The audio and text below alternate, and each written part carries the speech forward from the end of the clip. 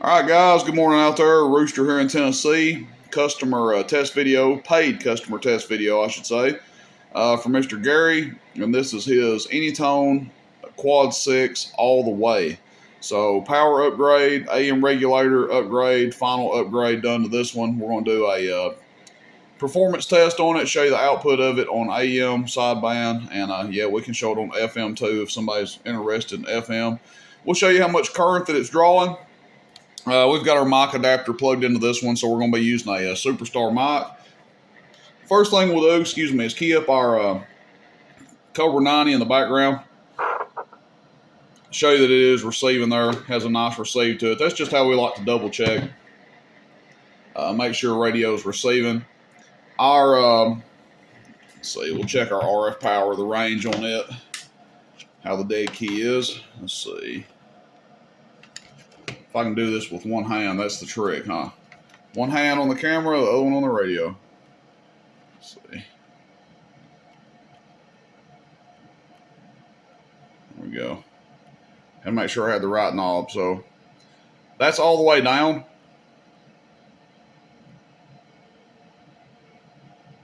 And that's all the way up. So that's on a 100-watt slug, 100-watt scale.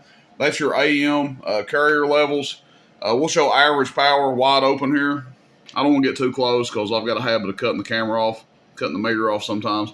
And sometimes I think that on my side that it's actually in the frame, but it cuts it off on the other side. So I don't know what the heck's going on with that, but it's in the frame right now. So if it cuts off, it's not on me. It's something to do with my camera. Hello, audio.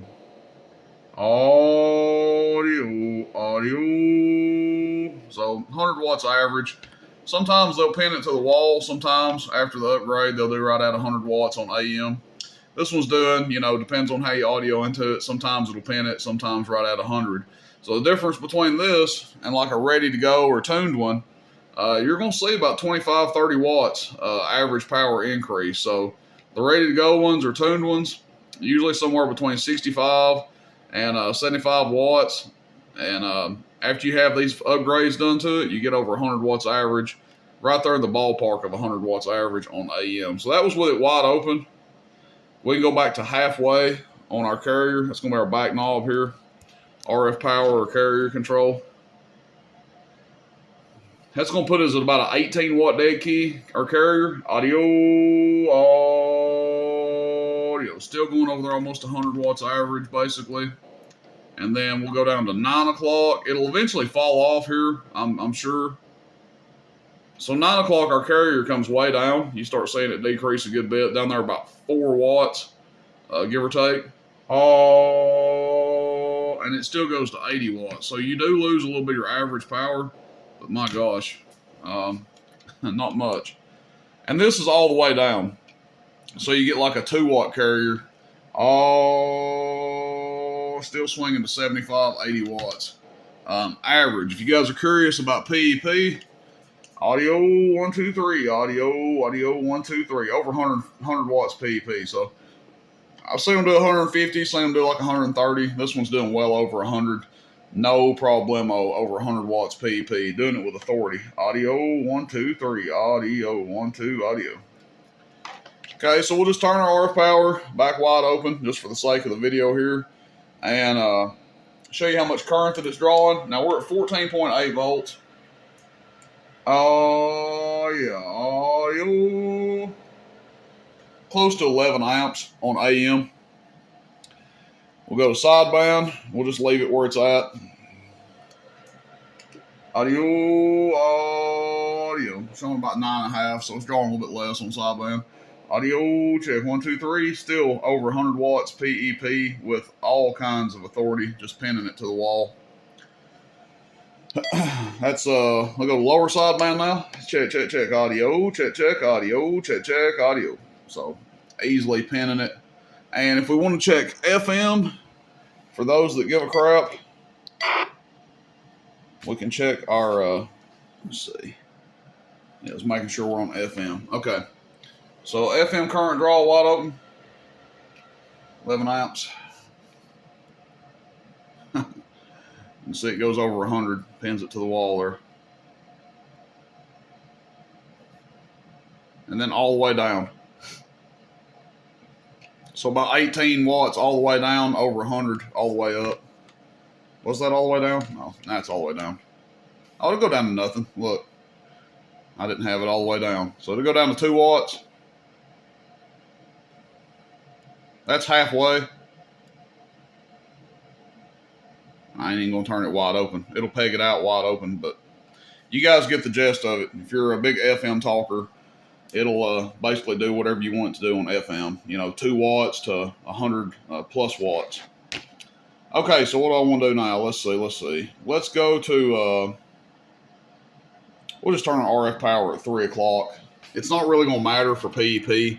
PEP is not really going to fall off any, no matter where you got it, but let's check and see exactly how much PEP this thing is doing, because we ran out of scale with our 100 watt slug. So now we're going to be looking at the middle scale. This is a 500, so that 50 you see is 500. The 10 is 100, and we are on a peak, and we're going to go on AM here. So this is AM on PEP. Audio 1 2 3. Audio 1 2 3. Audio. About 140, 135 PEP on AM. Go to sideband and check it out. Okay, this will be sideband. Audio 1 2 3. Audio 1 2 3. They always do a little bit less, generally on sideband.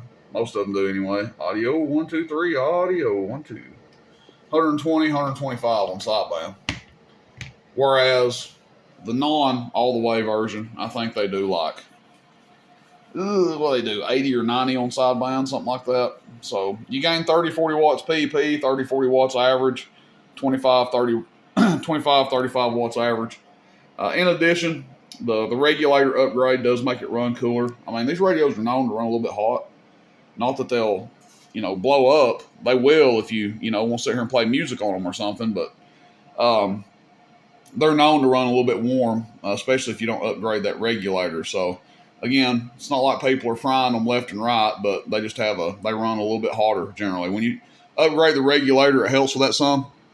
The only thing that I can think of else to do to these, aside, if you want to go overkill and put you like some little fans back here, some people do that, those little mini fans.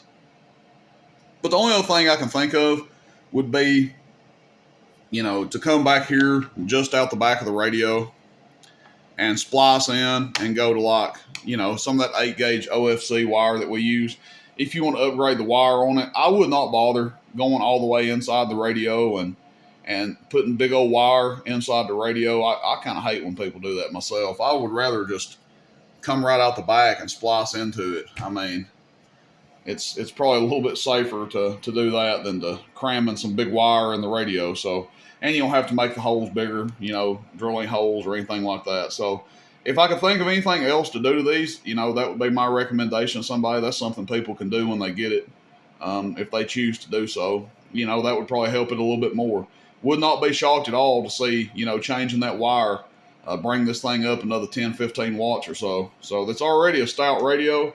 I'll leave that up to the customer if that's something they decide to do. But Gary, this one's in good shape. Should be a little piece of dynamite for you, man. These things are really stout. Gosh, they are dynamite in a small package for sure. Wicked little radio. So I have one more of these in stock for anybody interested. There's one more of these available right now, and then it'll be a little while before we get some more in. But one more available all the way. Quad 6, and I'll put a link down in the comments if I think about it. I'll put a link where you guys can go buy it if you're interested in it. That's it. Everybody have a good day. Rooster in Tennessee. Questions, comments, shoot a text 423-299-3535 or hit me up on the website roostercb.com. Catch you guys out there. See you. Bye.